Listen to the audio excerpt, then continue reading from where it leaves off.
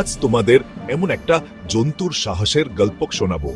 এটাকে তোমরা রোজ দেখো।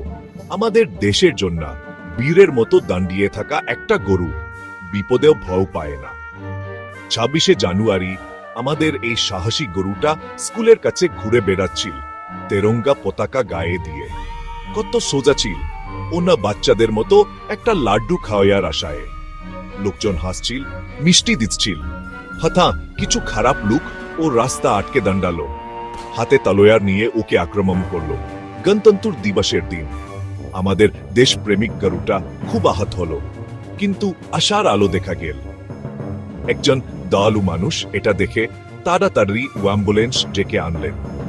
ডাক্তাররা ছুটে এসে ওর চিকিৎসা করলেন, আর ধীরে ধীরে ও সুস্থ হয়ে উঠল। বন্ধুরা, এই সাহসী গরুটা যদি নিজের জীবনের জন্য আর আমাদের পতাকার জন্য এত লড়াই করতে পারে, তাহলে ওর জন্য একটা লাইক তো তোমরা দিতেই পারো, তাই না? সমর্থন দেখাও, এখনই লাইক বাটনে ক্লিক করো।